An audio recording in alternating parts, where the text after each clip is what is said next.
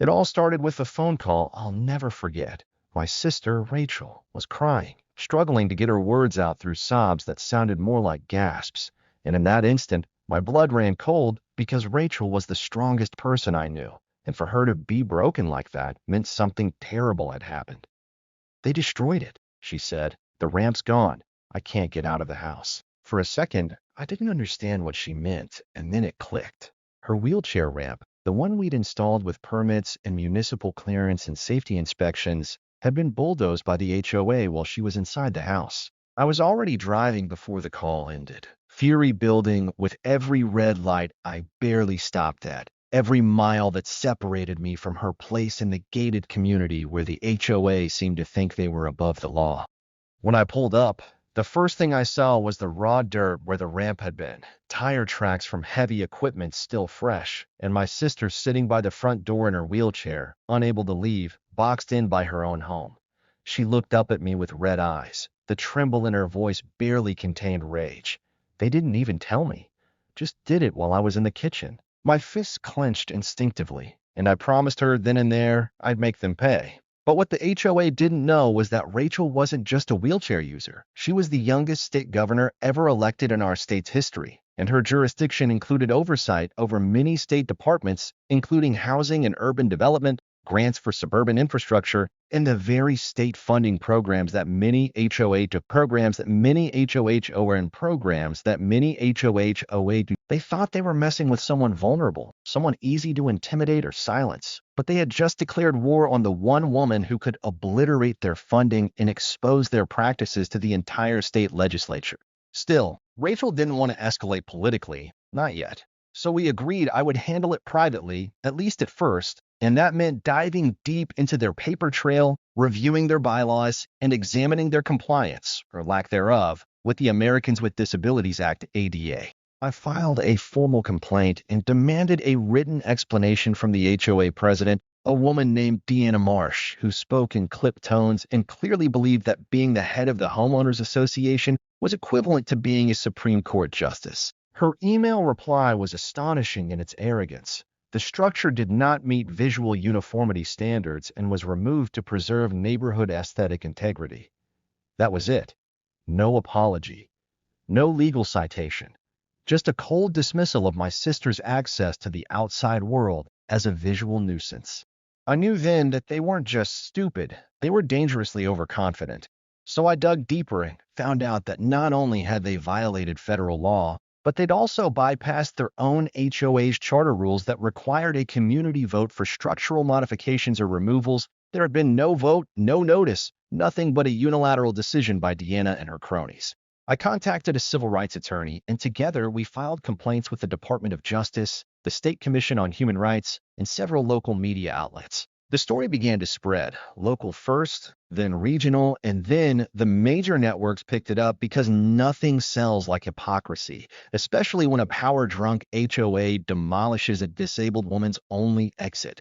But the turning point wasn't the media, it was the funding freeze. Rachel, who had initially held back from using her position, finally made a single call to the Office of State Planning and Development, requesting a temporary suspension of grant approvals for HOAs that failed ADA compliance reviews.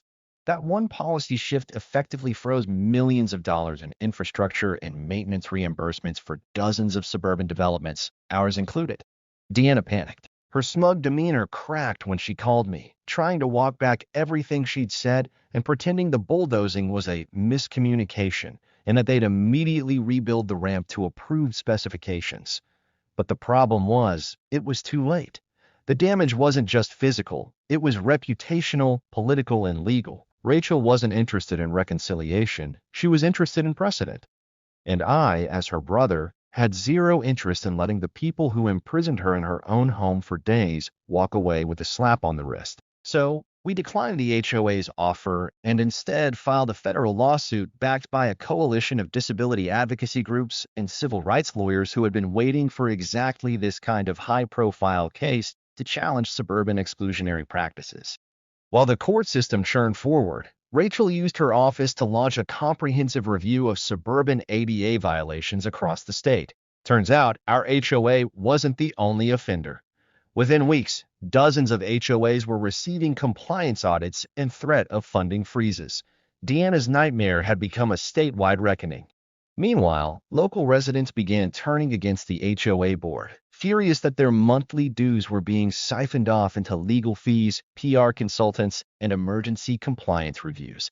The annual board meeting was a bloodbath. Deanna was booed off the stage, several board members resigned in disgrace, and a new slate of members was elected, many of whom had previously been ignored or silenced when raising accessibility concerns. But even with the board ousted, we weren't finished. The lawsuit continued, and the discovery phase revealed something even more sinister. There had been internal emails between Deanna and a contractor referring to Rachel's ramp as an eyesore and suggesting its removal would be a strong message to others about keeping standards tight. They had premeditated this. It wasn't negligence, it was deliberate discrimination. Those emails became the centerpiece of our case, and when the trial date arrived, the courtroom was packed. Rachel testified from her wheelchair, calm and poised, while Deanna sweated through her blouse on the stand, trying to explain why she thought it was okay to remove a disabled woman's exit ramp without notice, vote, or legal justification. The jury didn't buy it. Not only did we win the case, but the judgment included damages for emotional distress, punitive damages, legal fees, and a mandatory public apology published in every HOA newsletter for the next 12 months. But that was just the beginning. The ruling set a precedent that was cited in several other cases, and disability rights organizations used our case to push for stricter state oversight of HOA practices. Rachel's ramp was rebuilt, not just to code, but in polished concrete with custom railings and solar lighting, donated by a local contractor who had followed the case and wanted to contribute. The HOA was also ordered to host quarterly accessibility training sessions for all board members going forward. And while Rachel never used her title to gloat, she did quietly sign off on a new grant program that allocated extra funding for accessible infrastructure, only available to communities with a clean ADA compliance record. As for Deanna, she resigned, sold her home under market value, and disappeared from local politics entirely. No one missed her. The neighborhood changed after that. More inclusive, more aware, and far less interested in cosmetic uniformity over human dignity. And Rachel? She went on to be re-elected with the highest margin in state history. That ramp they tried to erase, it became a symbol, not just of defiance, but of transformation. The HOA had tried to box her in. They ended up opening the door for everyone else instead. In the weeks that followed the court ruling, the effects of Rachel's victory reverberated far beyond the boundaries of her neighborhood. The story had sparked a statewide debate about the unchecked power of HOAs and their often opaque rules that frequently serve to exclude, control, or outright discriminate against homeowners under the guise of preserving aesthetic integrity. But now that the legal battle was over, Rachel and I had time to focus on a different challenge, making sure what happened to her never happened to anyone else. The governor's office was flooded with emails, letters, and voicemails from people across the state. Many disabled, some elderly, some simply fed up with their HOAs, detailing years of abuse, intimidation, and selective enforcement. The stories were heartbreaking. Ramps removed, access denied, service animals restricted, even children with autism being told their therapy playsets didn't meet color regulations. It was a system that had gone rogue under the guise of neighborhood management. Rachel wasn't just furious, she was mobilized. Within her administration, she quietly commissioned a task force to conduct a comprehensive review of ADA violations by HOAs, partnering with disability advocacy groups, civil engineers, legal scholars, and urban planners.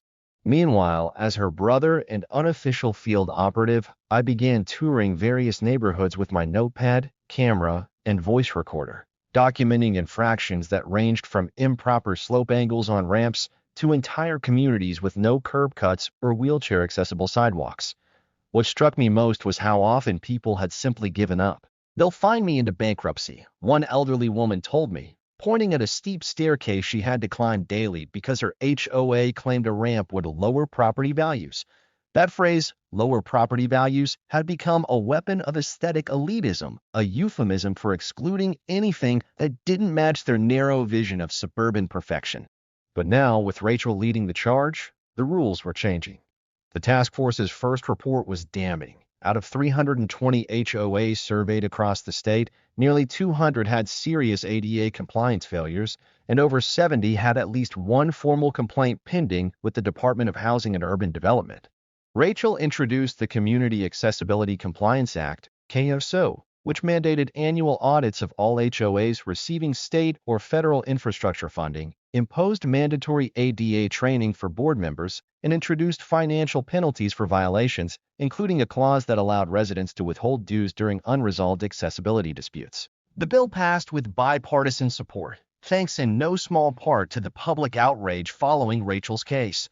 But the real transformation came when funding incentives were added. HOAs that demonstrated model accessibility received priority for road repairs, park renovations, and energy efficiency grants.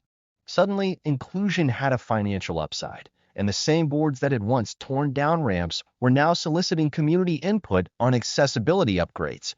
But not everyone changed willingly. Some HOAs dug in their heels, refusing audits, challenging the new laws in court, and claiming government overreach. One such neighborhood, Maplewood Ridge, hired a team of high-priced lawyers and PR firms to label the legislation as a war on homeowner autonomy.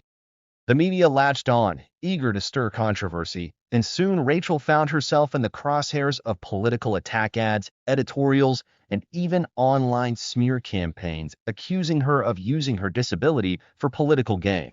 I remember the night she called me, exhausted after back-to-back sessions with legislators asking, "Is it worth it?" And I told her the truth. It's only worth it if you finish what they tried to silence you for. That fired her up again. She went on the offensive, not just defending the law, but expanding it. She introduced amendments that gave residents the right to force a vote of no confidence on HOA boards that failed multiple accessibility audits and created a legal defense fund to support those sued by their HOAs in retaliation. She partnered with tech startups to launch an ADA reporting app that allowed residents to report violations anonymously, geotagged, and timestamped. Within a year, thousands of complaints poured in. The state's website had to launch a separate portal just to manage the flood. Meanwhile, I continued visiting neighborhoods and hosting town halls, where residents shared their stories and found community with others who had been gaslit, bullied, or fined into silence. One moment that sticks with me came from a veteran named Hank, whose HOA told him he couldn't install a ramp on the front of his house because it would make the neighborhood look like a hospital. He stood up, holding back tears, and said, "I fought for this country with 2 legs, and now I can't even enter my house because they think a ramp makes them uncomfortable." The room fell silent. That silence became a rallying cry. Local governments began passing their own ordinances echoing the state laws, and HOAs that once acted with impunity now operated under scrutiny. Deanna Marsh, the former HOA president who bulldozed Rachel's ramp, was subpoenaed to testify before a state Senate committee on HOA abuse, her face on every local news channel, her arrogance now replaced by a trembling, deflecting tone. Rachel never gloated. She didn't have to. Her work spoke for itself. Meanwhile, she appointed a new ADA enforcement director to ensure long-term compliance, and that person was me. I never expected to work in state government, but after what I'd seen, and after standing by Rachel through her battle, I couldn't walk away. My job involved coordinating audits, reviewing complaints, and yes, visiting neighborhoods to make sure ramps stayed up, not knocked down. We created an annual accessibility award, and the first recipient was a community that not only installed ramps, elevators, and tactile indicators, but also hosted weekly accessibility workshops for residents. And Rachel? She was nominated for a National Leadership Award and began pushing a federal version of her bill, speaking in Washington on panels and committees. Her voice, once dismissed by HOA bureaucrats, was now influencing national policy. One day, while we were driving to another town hall, she looked out the window and said, "Funny how a ramp became all this." I smiled and said, "They thought they boxed you in, but they unlocked everything instead." That's when I realized something profound. Accessibility isn't about ramps or elevators or wider doorways. It's about dignity, autonomy, and the right to belong. Rachel turned a moment of destruction into a movement, and every neighborhood that now builds instead of bulldozes is proof that change, once started, cannot be stopped. The ramp they tore down wasn't just wood and screws. It was a symbol. And now, that symbol stood stronger than ever across an entire state. The true test of any movement isn't in its launch, but in its longevity, whether the fire ignited by injustice can endure beyond the heat of outrage and transform into systemic, lasting reform. That was the challenge Rachel and I now faced, even after the sweeping legislative changes, the media spotlight, and the public support. The real work had just begun. While many HOAs complied with the new mandates willingly, others remained stubborn or evasive, shifting tactics instead of tone. Some began redefining what common areas meant to exclude accessibility obligations. Others started fining residents for unauthorized modifications when they added grab bars or automatic door openers. And while the law had teeth, enforcement required vigilance. That's where I came in, not just as ADA enforcement director, but as someone who'd witnessed firsthand what passive cruelty looked like when painted over with a smile and a bylaw. We created a statewide accessibility audit schedule, randomized surprise inspections, and rolled out educational materials in every HOA mailbox. We even launched a public dashboard listing all communities' compliance ratings, letting prospective homebuyers know exactly what kind of place they were entering. Transparency became our sharpest tool. Rachel, meanwhile, established a new governor's commission focused on accessible community planning, bringing architects, developers, and disability advocates together to set inclusive standards from the ground up, building future neighborhoods where ramps weren't add-ons, but defaults. For her, it was about permanence, about embedding the rights she had to fight for into the very blueprint of urban design. But change, no matter how righteous, breeds enemies. And they came. Anonymous threats started appearing in the mail, postcards with mocking illustrations of ramps falling apart, voicemails with synthesized voices calling her a crippled tyrant, even a shadowy political action group accusing her of destroying American neighborhoods in the name of socialism. It was textbook backlash, power threatened by justice. But Rachel didn't flinch. She doubled down. She passed a whistleblower protection amendment for residents reporting HOA abuse. She created fast-track court processes for ADA disputes. And when one particularly vicious HOA in West Creek tried to fine a paralyzed Vietnam vet for using a mobility scooter on their landscaped sidewalks, Rachel had the community's entire state infrastructure budget frozen pending full compliance. That was the turning point. Suddenly, every HOA realized she wasn't bluffing. But what most didn't realize was how deeply personal it remained for her. Not just because of the ramp they bulldozed, but because she knew what it felt like to live in a world designed to keep you out. Rachel wasn't just defending accessibility, she was reclaiming dignity, one neighborhood at a time. And while she took the policy battles to state houses and city councils, I continued in the field. I remember walking through a gated community one afternoon, clipboard in hand, when I saw a little girl helping her grandmother up a long incline toward a row of mailboxes. There was no curb cut, no handrail. I documented the violation, of course, but I also stayed to help them back to their unit. The grandmother thanked me and said, "They told me to stop complaining or I'd be evicted. But you being here, it gives me hope." That, more than legislation or headlines, is what this was about. Human lives, daily struggles, invisible barriers, and the small victories that, when strung together, formed a revolution. But our mission had to evolve again, this time toward building alliances. Rachel brought in private developers, major real estate investors, and construction companies offering incentives and expedited permits for inclusive designs. We launched the Access First Seal, an emblem displayed by developments that met gold standard accessibility requirements. Within a year, over 120 communities were proudly displaying it. But Rachel didn't stop there. She launched an accessibility audit app where residents could upload photos and GPS data of violations, tagging both the HOA and state authorities instantly.